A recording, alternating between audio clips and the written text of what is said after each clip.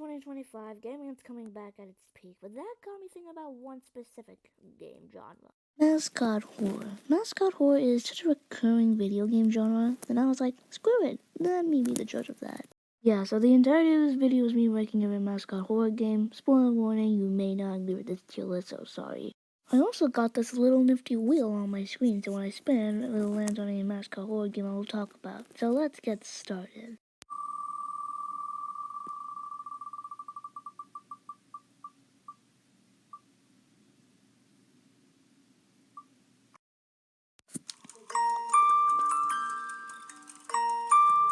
Little Nightmares is probably the most forgettable and stale video game. Little Nightmares is probably the one that people talk about the least. Anyways, here's the plot of Little Nightmares. So, Little Nightmares is about a girl named Six who gets trapped in this world and has to escape these little nightmares and defeat them. Yeah, honestly, I can't even remember a single thing that happened in the game, so I'll just leave you with this. Yeah, it's probably not a good game, but it's also not the worst. Meh tier.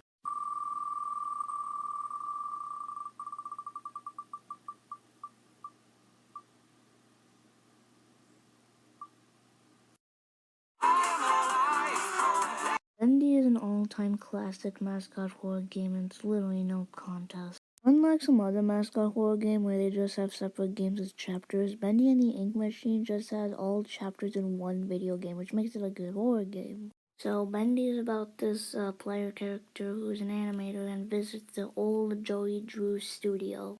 So then he teams up with Boris and Alice to defeat the Ink Demon, the Butcher Gang, whatever the hell this is, and yeah, they win in the end. Honestly, one of the most classic games in the mascot horror genre. Very good tier.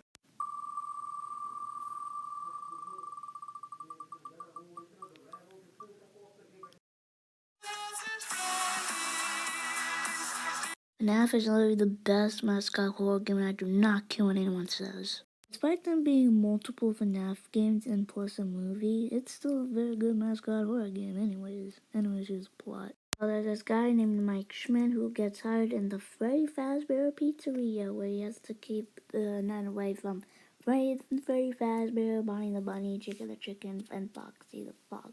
Overall, this might be the best mascot horror game ever. The lore is a bit too complicated, but the games are amazing. Peak tier.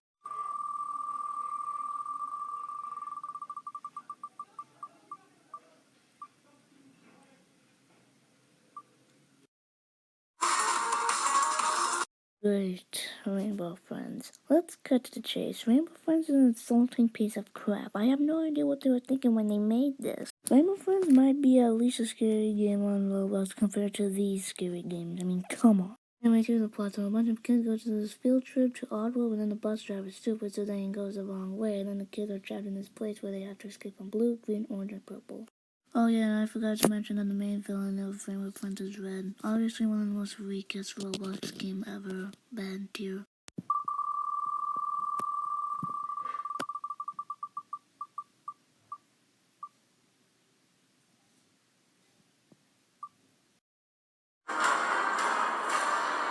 Finding Frankie is such a good game, but you cannot make this up.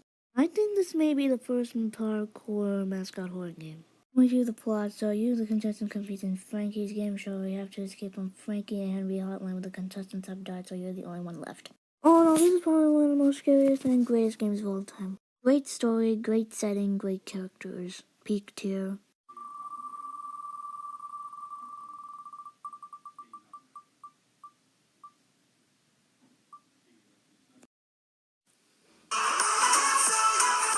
So whenever the topic of bad mascot horror games come, everyone normally mentions Garden of Banban, but me seeing this before, I didn't really understand the hate, but seeing it again, I now understand. This is just insulting. What the hell they were thinking, making their characters into living Play-Doh? Okay, let's just get the plot out of the way first. So there's this parent who goes and finds their missing child, but then on the way they meet Opila Boy and Jumbo Josh, and they fell down the elevator.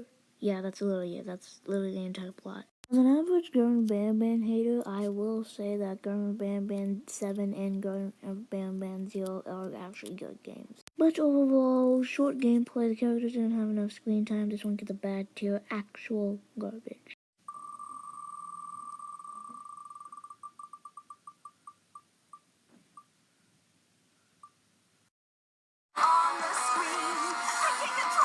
So, I was pretty surprised when I saw this for the first time.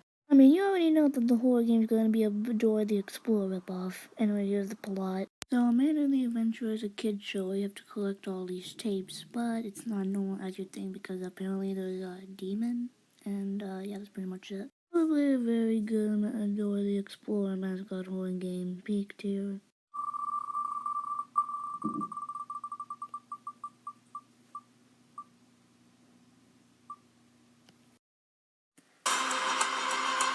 Joyful was okay. For it being a Poppy Playtime ripoff, the lore is kinda interesting.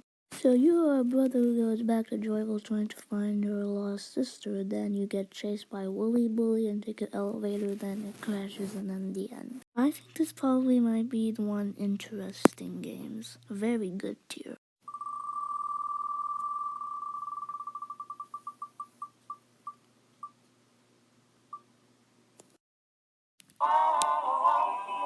Bad Parenting is such a goated game, bro. I do not care what anyone says. For a horror game being pretty emotional, it was very good. Anyways, here's the plot. This is Ron. He gets a doll who's also named Ron, and his parents are kidnapped by Mr. Redface. He cannot afford the bed, then we find out that the dad actually kills the son, and the mom is like alone and stuff, and then he decides to go to the afterlife with the other kids that also died. The end. This game, in my opinion, is probably actually teaches a very valuable lesson, and it's very good plot to it. Definitely a very good tier.